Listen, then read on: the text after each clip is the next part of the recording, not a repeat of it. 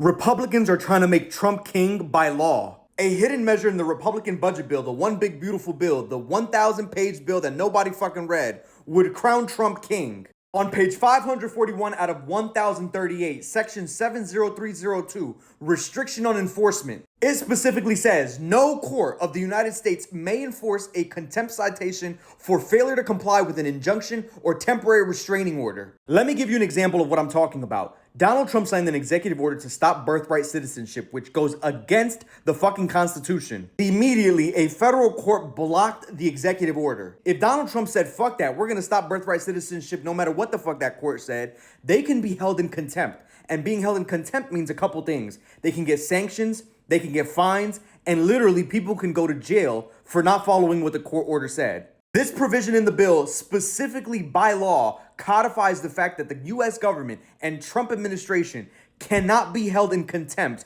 cannot be given sanctions, cannot be given fines, and nobody can go to jail for not obeying what the fucking court says. Here's the thing, Senate Republicans didn't think that that went far enough, so they took it out of the bill and are putting something even worse in. There is new, arguably more problematic language in its place. The new provision would require that anyone seeking a temporary restraining order or a preliminary injunction against the federal government to stop them doing bullshit first has to post a bond that covers the costs and damages that would be sustained to the federal government in the event if it loses the case. The new language says, restriction of enforcement. No court of the United States may issue a preliminary injunction or temporary restraining order against the federal government if no security is given in an amount proper to pay the costs and damages sustained by the federal government. Literally, the federal government could just say it's going to cost us $1 billion in damages, so if you can't pay that up front, then you can't sue us. Literally, public interest groups, which are the ones that literally sue the federal government to create these injunctions, these restraining orders, and block all the bullshit that they're doing, don't have $50 billion just lying around so that they can post bond in order to even sue the government.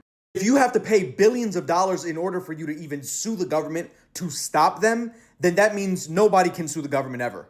If you can't stop Donald Trump from doing what he wants to do, America, you officially have a fucking king.